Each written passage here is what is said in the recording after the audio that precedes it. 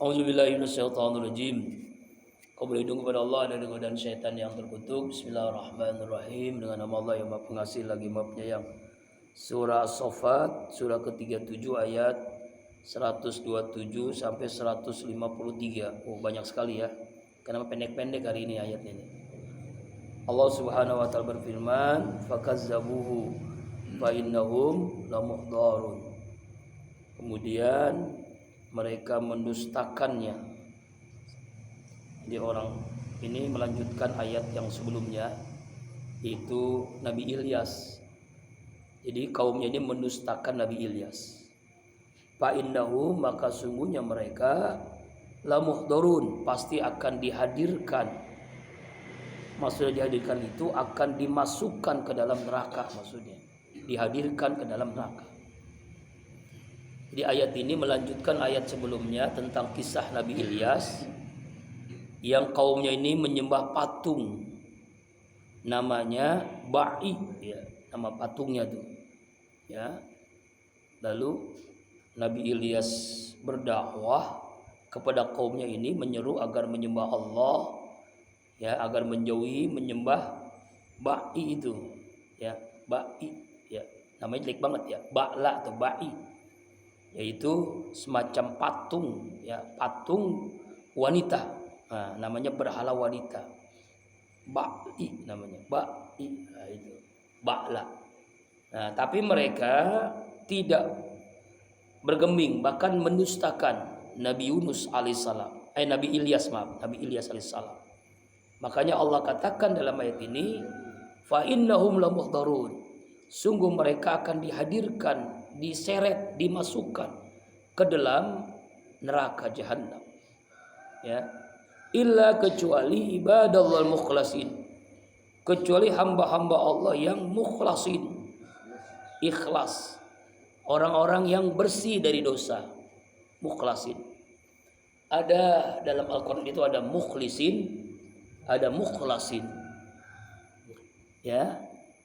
Kalau mukhlisin orang pemburu keikhlasan, ya kan?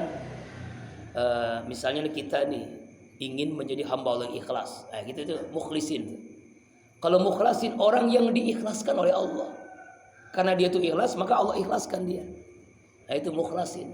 Kalau mukhlisin orang yang pemburu keikhlasan, kalau mukhlasin dari Allah, itu istilahnya. Itu untuk membedakan. Tapi intinya adalah orang yang sudah mukhlisin nanti akan mukhlasin. Masya Allah, diikhlaskan oleh Allah. Radhiyallahu anhum wa radu'an, Allah meridhoinya.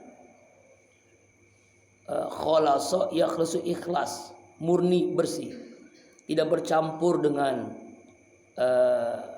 kesyirikan, tidak bercampur dengan bid'ah, tidak bercampur dengan dosa, tidak bercampur dengan dia ibadah dengan riya, dengan sum'ah, dengan ujub, dengan takabur. Itu ikhlas, ya. Ini puncaknya ibadah adalah ikhlas, ya. Sebanyak apapun ibadah kita, sholat, puasa, baca Al-Quran, haji, umrah, ya, zakat, infak, sedekah, kalau nggak ikhlas sia-sia amal kita.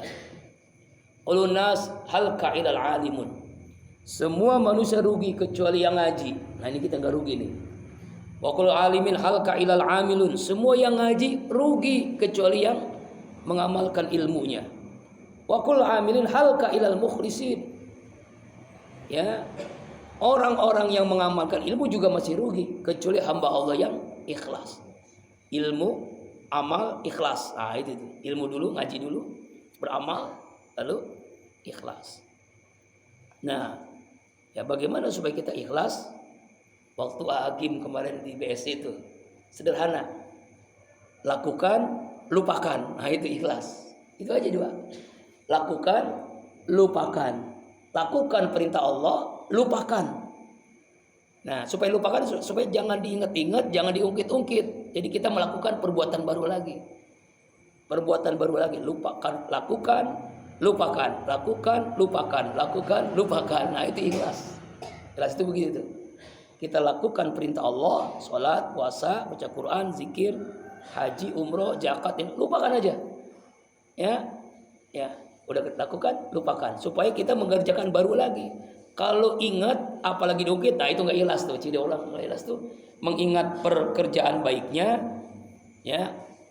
Apalagi sampai ngungkit-ngungkit, nah udah nggak ikhlas dah. Nauzubillahi min dzalik. Nah itu ya, ciri orang ikhlas adalah melupakan kebaikannya. Ayat 129. Wa tarakna alaihi fil akhirin, dan kami abadikan alaihi kepada Nabi Ilyas bil akhirin, pada generasi setelahnya. Artinya diabadikan oleh Allah, ya, pujian, sebutan Ilyas ini nabi yang apa namanya, ya, seorang nabi dan rasul yang berdakwah walaupun umatnya masih menyembah patung, oke, sabar dalam dakwahnya. Jadi disebut, diberikan pujian oleh setelahnya, generasi setelahnya Ilyas. Salamun ala Ilyasin, salam sejahtera keselamatan ala Ilyasin, atas Nabi Ilyas dan keluarganya Nabi Ilyas, Ilyasin. Ya, mari kita lihat apa yang dimaksud keluarga Ilyas itu siapa, ya, yaitu Ilyasin adalah semua keluarganya, diantaranya adalah Ilyasa. Makanya setelah Ilyas ada Ilyasa, nabi juga, Nabi Ilyas dan Nabi Ilyasa, keluarganya Ilyasin. Inna kadzalika nazil muhsinin, sesungguhnya demikianlah kami memberikan balasan muhsinin kepada orang yang muhsin, orang-orang yang selalu berbuat baik. Muhsin, kalau Hasan baik, muhsin orangnya, tapi muhsin itu dia selalu melakukan kebaikan. Istiqomah itu muhsin namanya, selalu melakukan kebaikan, walaupun hanya misalnya tahajud 2 rakaat saja, tapi setiap malam, itu jauh lebih baik dibandingkan tahajud 100 rakaat tapi seumur hidup sekali, gitu ya. Sama sedekah nih, sedekah 5.000 setiap hari lebih baik daripada sedekah 5 juta tapi seumur hidup sekali. Apalagi sedekah subuh nih saya cerita, nih cerita nyata nih. Jadi kegemaran ada orang yang mendengarkan tausiah waktu Syekh Ali Al-Jaber bahwa dahsyatnya sedekah subuh, dapat doa malaikat. Dapat doa malaikat, Pak. Ganti, tambahkan, mudahkan. Ganti rezekinya, tambahkan rezekinya, mudahkan urusannya. Lalu orang ini mengamalkan, salah seorang jamaah, dia cerita sendiri, mengamalkan sedekah subuh. Bahkan kalau dia berangkat kemana-mana nih, misalnya berangkat dakwah, berangkat bisnis, berangkat subuh, semua orang yang sholat subuh dikasih sedekah, ya. Dan minimal paling sedikit 50.000 seorang. Misalnya 30 orang 50.000 berapa? Kadang-kadang 100.000. Itu yang jamaahnya, apalagi imamnya, apalagi ustadznya, kali 10 lipat. Termasuk Santi Qobul Salim pernah ikut Pak. Santi Qobul Salim dapat 200.000, tanya aja tuh, 200.000. Sholat subuh doang, nggak ngapain. Itu kebiasaan beliau tuh begitu. Kalau berangkat, tapi kalau nggak berangkat, infaknya kotak amal. Kalau berangkat dakwah atau berangkat beliau jamaah tabligh ya, berangkat kerja, berangkat bisnis keluar kota, keluar negeri, beliau selalu mengamalkan. Pokoknya setiap hari sedekah subuh. Apa yang terjadi? Beliau punya hutang. Hutangnya itu nggak tanggung-tanggung. Mungkin kalau bapak yang bisnis pasti punya hutang. Kalau kita punya hutang kondangan 100.000, 200.000 puyeng. Dia punya hutang berapa? 35 miliar. Saya dengar itu kaget. Wah, begitu Pak Haji? Iya. Tapi ketika saya sedekah subuh setiap hari, nggak sampai setahun 2 tahun lah. Beliau ikut jamaah tabligh 35 hari, kan beliau keluar 40 hari tuh. Pas 35 hari utangnya lunas. Dari mana? Allah alam, saya juga nggak tahu. Allah yang ngasih pokoknya. Pokoknya ceritanya aja ada aja gitu, Allah mudahkan untuk melunasi utang yang 35 miliar. Bayangkan Pak. Itulah sedekah subuh, dahsyat Bang. Makanya kemarin ada ibu-ibu ikut zikir, ya, bawa betul ya, kayak kertas ya, kayak begini lah ya, kayak dompet. Lalu dia ngasih, Ustadz ini sedekah subuh saya setiap hari. Saya buka, benar Pak, uang recehan mulu, uang logoman mulu, ada yang 2000, pokoknya dia sedekah subuh tuh. Ternyata jumlahnya 298.000. Ya udahlah, saya lempengin 300.000. Masya Allah. Itu sedekah subuh tuh. Jadi dia setiap zikir bawa uang, dia masukkan ke kotak di rumah dia, ke dompet dia, nanti diserahin pas zikir. Masya Allah. Salut ya. Saya merasakan itu Ustaz. Setiap saya sedekah subuh, urusan saya lancar, sakit saya sembuh. Ada ya. Masya Allah. Makanya nih ya, saya sengaja dibagi supaya, dan ini bukan buat saya Pak, nauzubillah. Buat apa? Buat kolbun salim. Ya, lantai ketiga berantakan masih kan, bisa dilihat kan lantai ketiga. Lantai kedua juga pengennya kayak apa namanya ya, kayak Nurul Jihad gitu ya, dianuin. Jadi karena banyak anak-anak kecil tuh ngaji TK, TPA tuh kotor. Karena ini ya putih jadi kotor, jadi pengen tuh pakai apa? Keramik di ya mana ya? Di keramik di temboknya. Kalau keramik di tembok, insya Allah kalau kotor pun tinggal dilap. Namanya bocah bocil tuh ya, naik, kemudian kakinya kadang dendang itu tembok, pada kotor kan ya. Coba aja lihat pas zikir kalau Bapak perhatiin. Itu Pak bukan sekali 2 kali ngecat, ada kali 3 kali lebih kali Pak. Berapa bulan, wah kotor kita ngecat, berapa bulan kotor ngecat lagi, karena kita senang dengan yang putih. Ya Allah ya Rabbana. Miris jadinya tuh, makanya minta doa kepada Allah mudah-mudahan itu bisa dikeramikin gitu ya, temboknya tuh di sekeliling gitu. Nah itu dari apa? Dari infak Bapak ini, infak jamaah. Ya, nah itu artinya mudah-mudahan hikmah sedekah subuh itu luar biasa dahsyatnya. Ya, malaikat mendoakan Pak, masya Allah. Nah, seperti tadi tuh kisah tadi, utang 35 miliar bisa lunas karena kedahsyatan sedekah subuh. Makanya saya berdoa kalau dia ngaji, mudah-mudahan dia keluar kota gitu ya. Kalau keluar kota kan kita dapat rezeki gitu ya. Subhanallah.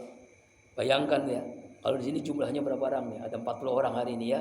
Misalnya 30 orang lah. Kalau dikali 100.000 berapa? Subhanallah. Terus setiap dia itu kalau keluar kota tuh selalu dia mengamalkan. Jadi senang banget tuh, ada satpam yang sholat subuh, ada polisi. Pokoknya jamaah kan macam-macam profesi itu. Sedang banget kalau Bapak Haji ini berangkat, Ustaz alhamdulillah saya dapat rezeki. Kadang 50.000, kadang 100.000 katanya. Subhanallah. Dia keliling sendiri Pak, keliling sendiri dia ngasihin. Masya, bukan kita minta, dia yang ngasihin. Masya Allah. Bayangkan kalau itu terjadi di kampung kita, sholat subuh dikasih duit 50.000. Jangankan 50.000 kali ya, 20.000. Ini yang ngaji Pak, yang ngaji. Jam 3 udah pada penuh nih ya. Orang udah pada penuh sholat subuh di sini. Allahu Akbar. Sampai keluar kali ya, sampai 2 lantai penuh nih. 50.000 atau 100.000 setiap ngaji itu dapat. Masya Allah. Ya Allah. Ustadznya 100 dikali 10 kali lipat 1 juta gitu kan. Waduh, ustadznya jam 2 udah datang. Allahu Akbar. Tapi itu adalah apa namanya ya? Ada yang begitu hamba Allah. Tapi dia merasakan itu, Pak. Merasakan dahsyatnya sedekah subuh. Masya Allah. Kemudian kita bisa mengamalkan ya. Ngomong begini supaya sedekahnya yang awalnya cuma 1.000 jadi nambah 10.000 gitu Pak ya. Yang 5.000 jadi 50.000. Nah, supaya cepat bisa keramik di tembok-tembok itu dan lantai dasar bisa selesai. Ya. Insya Allah. Sebab sekarang tukang kok gede banget, mahal banget. Nggak nyangka sekarang tukang sekarang per hari 200.000 tanpa apa? Tanpa makan dan tanpa rokok. Ya. Nah kalau rokok kita yang beli 180. Ya. Itu Masya Allah. Tukangnya tuh, belum keneknya. Lumayan lah. Bisa dihitung sendiri tuh. Ya Allah ya Rabbana. Tapi insya Allah dengan dahsyatnya sedekah jamaah itu bisa terbangun kolbun salim ya Allah. Ya udah hampir 1,5an itu ya, 1,5 M Pak itu Pak, nggak kerasa itu dari seluruh jamaah yang ngasih itu. Dan alhamdulillahnya belum dapat spesial pun dari pemerintah kecuali dari caleg ya, caleg pernah ngasih tapi kalau dari pemerintah belum. Ya, Insya Allah ya. Memang dijaga ya Allah. Pas mau dapat nggak jadi gitu. Dulu hampir dapat Pak, hampir dapat. Tapi kenapa disusahkan oleh Allah kok nggak dapat gitu? Ya Allah, mungkin Allah jagalah. Seperti dulu almarhum ya Haji Husin kan menolak pemberian dulu waktu Golkar tuh. Ya, pembangunan pesantren dari salah satu partai Golkar gitu ya, pemerintah waktu itu. Ya, nah itulah yang membuat jadi berkah ya. Yang penting ilmunya berkah, yang ngaji di sana berkah, yang zikir berkah. Ya Pak ya. Nah hari ini lanjutin muhsin itu. Jadi muhsin itu orang yang selalu berbuat baik. Inna min ibadillah mu'minin. Sesungguhnya dia, siapa ini dia? Nabi Ilyas itu adalah hamba Allah, hamba kami yang mukmin. Ya pasti dong, namanya Nabi ya. Muhsin dan mukmin. Ya. Ayat 133. Nah sekarang Nabi Lut sekarang. 133 ini Nabi Lut. Ya kan? Wa inna Luton, dan sesungguhnya Nabi Lut itu la minal mursalin. Ya, benar-benar termasuk adalah seorang rasul. Nabi Lut alaihissalam. Nabi Lut. Kita tahu Nabi Lut ini nabi yang umatnya ini homoseksual. Ya, homo. Ya, yaitu laki suka dengan laki-laki. Nah, nauzubillah, jangan sampai ya. Ya, jadi nggak suka dengan perempuan. Jadi kalau ada santri yang laki-laki nggak suka perempuan itu bahaya tuh ya. Nauzubillah, jangan. Nanti akhirnya jadi apa? Jadi sedotan WC. Tahu sedotan WC Pak? Itu. Nauzubillah min zalik. Bencong, waria. Itu kan orang yang enggak. Akhirnya kan dia sukanya sama laki-laki itu. Penyimpangan seksual. Ya. Nah, Nabi Lut alaihissalam. Idna jainahu wa ahlau ajmain. Ketika kami selamatkan Nabi Lut dan keluarganya dan orang-orang yang beriman, ya ajmain semuanya. Dari apa? Dari ajab Allah. Apa ajabnya? Yaitu dengan gempa yang sangat dahsyat. Lalu Allah turunkan batu-batu yang panas yang tertimpa kepada orang yang sedang melakukan tindakan homoseksual itu. Ya. Seandainya ajab Nabi Lut ditimpakan kepada seperti Nabi Lut, orang mungkin sampai hari ini nggak ada yang melakukan homoseksual. Tapi sekarang makin parah Pak. Bahkan ada komunitas, ada grup WA di mana nggak jauh dari kita, di Cianjur atau di mana tuh, Garut kalau nggak salah. Garut.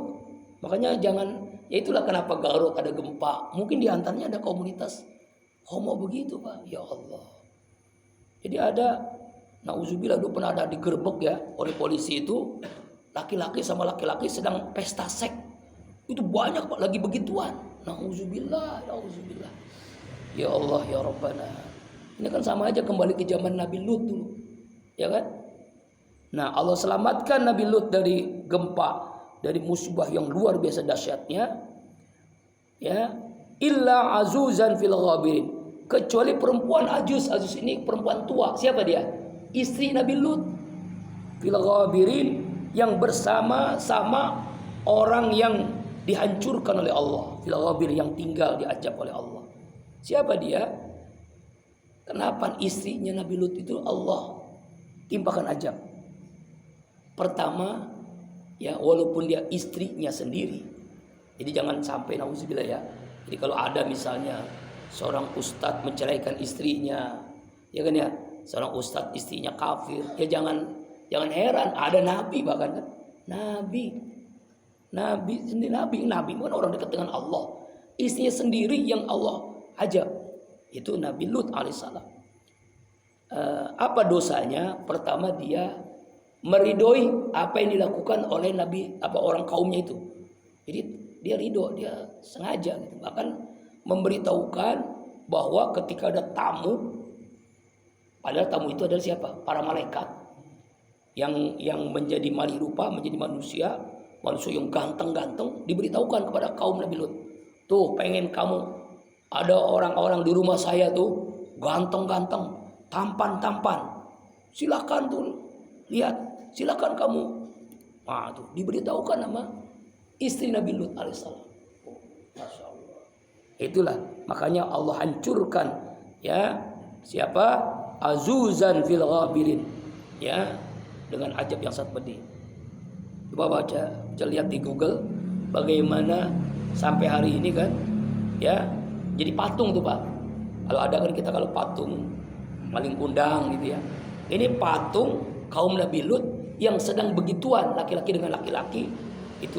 Auzubillah min dzalik. Patungnya ada Pak. Patungnya coba lihat di YouTube kaum Nabi Lut. Auzubillah min dzalik. Harusnya di pelajaran ya. Kalau sekarang apa? Orang yang begituan terjangkit penyakit AIDS, terjangkit penyakit apa itu? Ada lagi monyet apa tuh? Cacar monyet apa?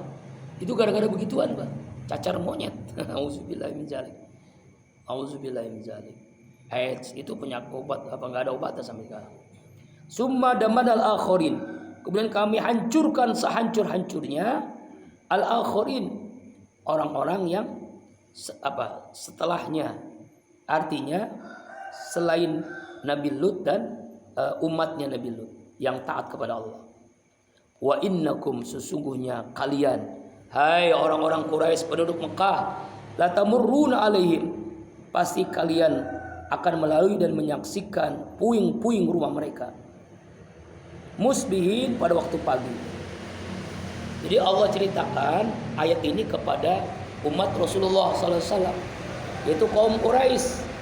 Kaum Quraisy ini menyaksikan kalau mereka berangkat dagang, ya kan, mereka ini umumnya bisnis, ya kan, bisnis ke Syam, ke Syria, ke Yaman, kemana-mana kan. Itu orang Mekah kegemarannya dalam surah Al-Quraisy itu kan. Nah, melihat itu, menyaksikan. Jadi dalam perjalanan mau bisnis itu melihat patung-patung atau orang-orang yang melakukan homoseksual, yang dihancurkan sehancurnya oleh Allah. La tamaruna alaihi musbin, pada waktu pagi-pagi mereka lihat tuh. Artinya mereka menyaksikan ya orang yang Allah hancurkan, yaitu kaum Nabi Lut alaihissalam. Wabilaili, dan pada waktu malam, afala takilun, apakah kalian tidak mau mengambil pelajaran? Ya kan? Ya. Tidak mau mengambil, berpikir dengan apa yang terjadi. Allah hancurkan kaum Nabi Lut yang homoseksual itu. Auzubillahi min dzalik. Makanya kalau kita punya anak laki-laki, senang dengan laki-laki, hati-hati Pak. Hati-hati. Kan normal tuh. Apalagi kalau sekarang ya ada anak-anak yang tingkah lakunya kayak perempuan gitu, main masak-masakan, ya kayak main boneka. Lalu kalau ngomong tuh kadang-kadang apa? Ya kayak alay gitu kan? Ya kan di ini gitu dilembut-lembutin, kemudian jalan juga dilembut-lembut. Nah, hati-hati nih, ini penyakit nih. Kalau enggak cepat diobati, penyakit apa? Penyakit hati ya, penyakit jiwa. Bisa bahaya dan bisa homo nanti akhirnya. Dia nggak senang dengan perempuan. Hati-hati ya. Ya, itulah nauzubillahi min dzalik, kaum Nabi Lut. Kemudian ayat 139, Nabi Yunus sekarang. Nabi Ilyas, Nabi Lut, sekarang Nabi Yunus. Wa inna Yunus minal mursalin, sungguhnya Nabi Yunus itu ya di antara utusan Allah, yaitu para nabi, Rasulullah. Nabi Yunus alaihissalam. Siapa Nabi Yunus? Mari kita lihat.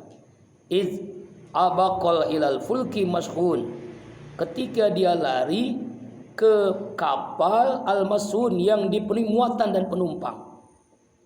Ceritanya kan begini, Nabi Yunus ini berdakwah ke kaumnya, tetapi kaumnya ini hanya berapa gelintir orang lah. Dakwahnya bukan sehari dua hari, sebulan dua bulan, bertahun-tahun berdakwah. Yang ngikutin dakwahnya itu hanya segelintir orang. Ngambek dia. Ngambek itu istilah bahasa kita ya. Apa ya istilahnya itu? Kok gua lama-lama dakwah nggak sabaran. Akhirnya dia meninggalkan umatnya yang sedikit itu yang dengerin dakwahnya. Lalu dia naik kapal laut, ya naik kapal. Ternyata kapal itu penuh penumpangnya, mashhun, penuh muatannya.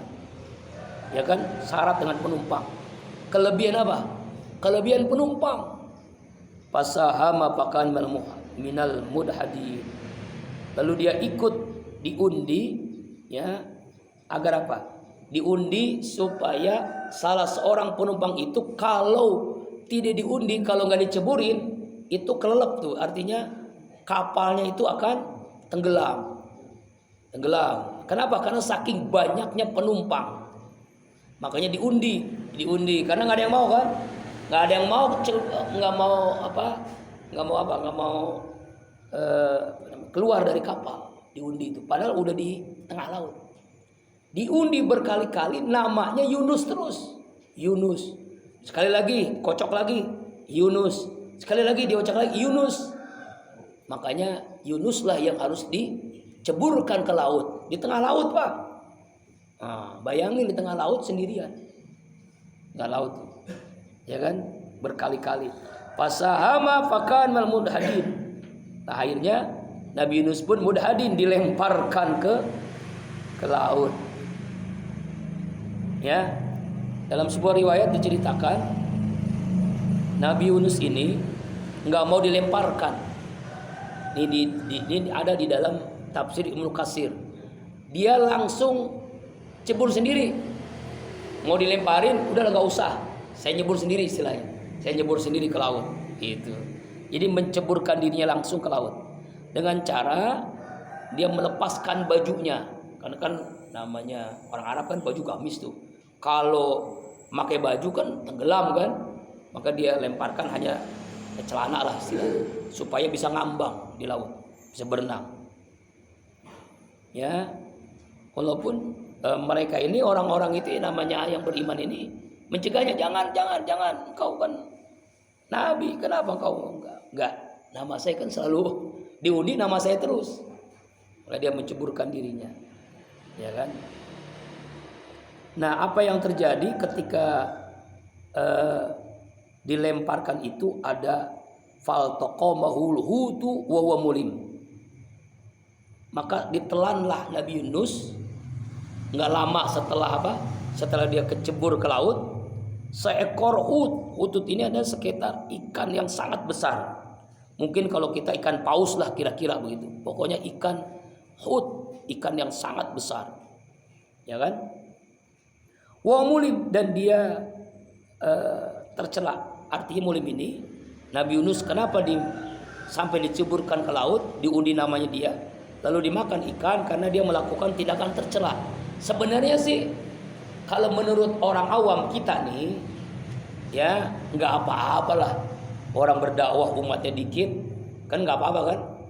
Misalnya nih, ya kan, diriin pesantren, santrinya nggak ada, cuma 2-3 orang, ngambek. Udah dah, tutup nih pesantren misalnya kan. Kan bisa aja kan. Menurut orang awam boleh-boleh aja. Tapi sebagai seorang ustadz, rasanya nggak layak disebut ustadz gitu ya. Yang ngambek hanya gara-gara santrinya dikit. Nah gitu, kira-kira begitulah. Nah itulah umat Nabi Yunus tuh mulim namanya. Mulim itu ada tindakan yang tercela gitu. Makanya dia dimakan perut ikan. Berapa lama? Dalam ayat ini tidak diceritakan, cuma dijelaskan dalam tafsir Ibnu Katsir. Pertama, menurut Qatadah 3 hari di dalam perut ikan, di dalam ikan itu. Menurut Zafar As-Sadiq 7 hari. Menurut Imam Abu Malik 40 hari. 3, 7, 40 hari. Ini pendapat ya. Artinya wallahu alam berapa hari hanya Allah yang tahu. Tapi pendapatnya tidak ada 3 tuh. 3, 7, 40 hari di perut ikan itu. Kemudian ayat selanjutnya. Mana nih? Falaula annahu kana minal musahibihin. Kalau tidak, ya, sungguh ia kana Nabi Yunus itu minal musahibin, orang-orang yang selalu bertasbih. Ya, maksudnya Nabi Yunus ini selalu bertasbih. Apa tasbihnya? Ini dalam surah Al-Anbiya. La ilaha illa anta subhanaka inni kuntu minas zalimin. Selalu baca gitu dia. La, mengakui dosanya dan bertasbih. La ilaha illa anta subhanaka inni kuntu minas zalimin. Tidak ada Tuhan kecuali Engkau ya Allah. Maha suci Engkau. Sungguhnya aku adalah orang-orang yang berbuat zalim. La ilaha illa anta Subhanaka inni kuntu minaz zalimin. La labisa fi batni ila yaumi yub'atsun. Seandainya Nabi Yunus tidak bertasbih, tidak bertaubat dengan kalimat tadi, maka dia lalabisa, dia akan tinggal fi batni, di perut ikan itu, ila yaumi yub'atsun, sampai hari kiamat. Seandainya Nabi Yunus tidak bertaubat, tidak mengucapkan tasbih la ilaha illa anta subhanaka inni kuntu minaz zalimin, tidak mengakui dosanya, maka dia akan apa? Selama-lamanya di perut ikan sampai kiamat. Sama seperti cerita, ini kisah nyata Pak. Orang berangkat haji, dia ke Mekah, ke Ka'bah, orang lain melihat Ka'bah, ya kan, menangis, dia sendiri dia tidak melihat Ka'bah.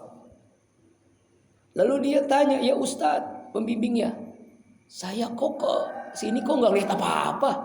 Orang bukan apa pada nangis. Saya nggak, mana ada Ka'bah, nggak ada. Jadi ada hijab, matanya tuh ditutupi, nggak lihat. Padahal dia udah di pakaian ihram, udah di depan Ka'bah, nggak melihat. Apa kata pembimbingnya? Taubat, minta ampun kepada Allah. Mungkin kamu banyak dosa. Coba baca doa Nabi Yunus, la ilaha illa anta subhanaka. Banyak terus taubat, nangis, minta ampun kepada Allah. Akui dosa, jangan egois, akui dosa. Akhirnya dia amalkan, bertaubat, la ilaha illa anta. Lalu dia sujud taubat, minta ampun pada Allah. Setelah sujud, nah paling cuma berapa meter di depannya Ka'bah, orang sedang tawaf. Tuh kan kelihatan baru, nangis dia akhirnya. Oh seperti itu Pak.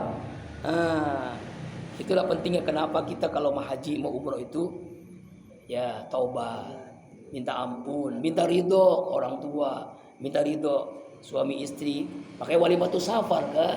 Walimatus safar itu dalam rangka itu, minta ridho, minta maaf. Begitu Pak. Jadi supaya ketika melaksanakan ibadah kok aneh, kok di depan dia Ka'bah kok nggak melihat Ka'bah? Ya mungkin karena saking banyaknya dosa. Nah seperti Nabi Yunus gitu. Seandainya Nabi Yunus tidak bertaubat sampai kiamat Pak di perut ikan. Ya Allah. Kan banyak kisah-kisah orang yang ada. Ini perempuan Pak. Orang-orang sibuk tawaf beribadah, dia buka pakaian, dia mau telanjang. Ini beneran ini. Ada itu YouTube-nya ada tuh. Dilarang kan orang-orang mau telanjang, mau buka pakaian mau dibuka mau telanjang. Aneh orang. Ya Allah, ya Rabbana, kenapa ibu kok bisa begitu? Akhirnya diruqyah, dibacakan ayat Al-Qur'an, disuruh taubat kepada Allah. Ya. Mengakui dosa-dosanya. Ya Allah. Nah, itu mungkin kalau dia di waktu di tanah air dia, nah itu. Ada juga orang aneh bin ajaib, di sana itu minum minyak tanah. Minyak tanah diminum. Orang-orang minum zam-zam, minum sirup, minum minuman yang halal, kok minyak tanah diminum? Disuruh taubat sama pembimbingnya. Setelah taubat apa yang terjadi? Dia mengakui dosanya. Waktu di tanah air dia peminum berak, narkoba, peminum minuman keras, belum taubat. Nah, dia minum minyak tanah di sana. Nah, itulah. Nah, itu kan miniatur akhirat kan. Mekah, Madinah, tanah haram itu miniatur akhirat. Allah Akbar. Mudah-mudahan yang belum haji umrah, seluruh jamaah bisa melaksanakan ibadah haji umrah. Bukan karena duit Pak. Karena apa? Karena panggilan Allah. Kalau Allah sudah panggil, pasti kita bisa berangkat, ya kan? Itu tukang nasi uduk bisa berangkat haji, ya kan? Dia belanja, ditabrak mobil, lalu yang nabrak itu bilang, semua biaya pengobatan saya tanggung Ma Haji. Ya, dia nyebut Ma Haji terus, maaf Pak, saya belum haji. Karena ibu sudah maafkan saya, insya Allah tahun depan ibu menunaikan ibadah haji. Jadi kalau jamaah pengen cepat berangkat, habis pulang haji, cari aja motor tuh yang nabrak, insya Allah. Insya Allah haji umroh enggak yang ada. Innalillah. Ya Allah ya Rabbana. Ya tapi cerita benar itu ya. Ya karena itu rizki namanya, susah lah. Haji itu kan ada 3. Haji nasab, haji kasab, nasib. Nasab itu keturunan karena orang tuanya haji lalu berdoa kepada Allah. Ya kan orang tua saya kan alhamdulillah sudah haji dua-duanya. Berdoa kepada Allah. Makanya saya kalau ke sana tuh doain keluarga supaya haji. Nasab namanya itu. Karena doa orang tua akhirnya anak keturunannya bisa haji. Yang kedua haji kasab. Haji kasab usaha. Dia mencari dunia, ingin menunaikan ibadah haji, Allah mudahkan. Ya kan? 2 tahun saya ngumpulin duit. Secara logika akal saya, nggak mungkin dapat 50 juta. Waktu itu tahun 2010 nggak mungkin. Kerja enggak, PNS enggak, dagang enggak. Masa bisa dapat 50 juta? Kasab usaha dengan doa, dengan sungguh-sungguh. Itu Pak, karena kita niat ini nabung nih, ya Allah ini untuk haji ya Allah. Itu ada aja, itu dimudahkan oleh Allah. Dapat jadwal ke Natuna, dapat jadwal dakwah ke Batam, yang amplopnya bisa cepat dapat untuk 50 juta 2 tahun itu. Dimudahkan tuh dakwah ke mana tuh? Ke Sumatera, ke Kalimantan gitu. Dapat aja jadwal. Setelah haji kok susah lagi ya. Ya, maksudnya kan kalau dakwah keluar kota itu Pak, alhamdulillah kan. Ya itu. Jadi dimudahkan selama 2 tahun ngumpulin uang 50 juta. Haji kasab. Yang ketiga haji nasib. Nah, seperti tadi kan. Nasib tuh kan. Ya, punya tanah dijual untuk haji kan nasib kan. Ya, nasib punya tanah luas dijual kan. Nasib ditabrak mobil ya kan. Ya.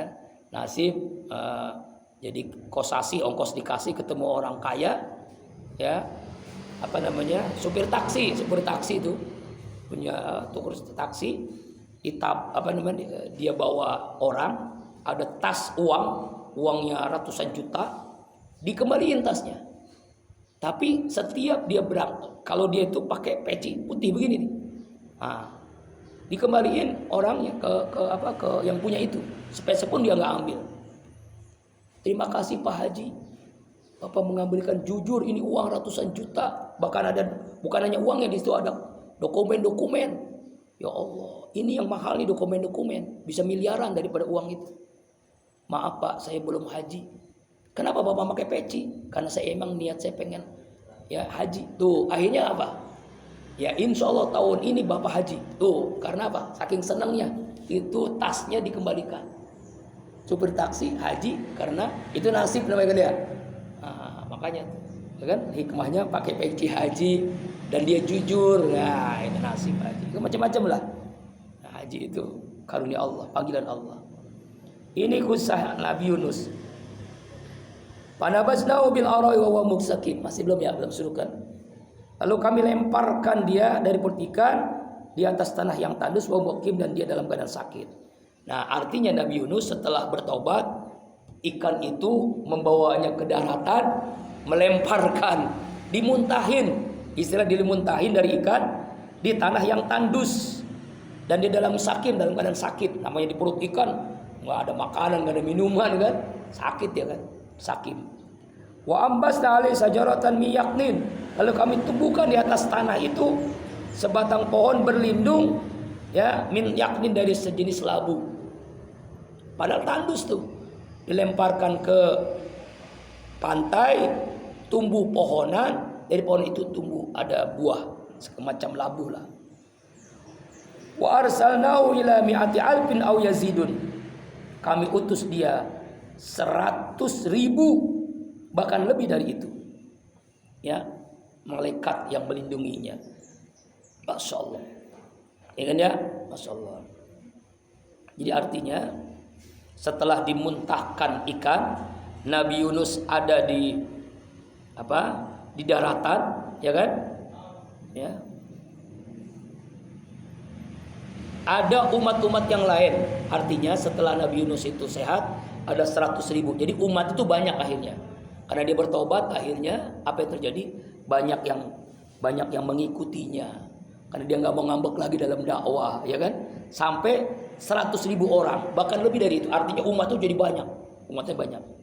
Fa'amanu famatta'nahum ilahin.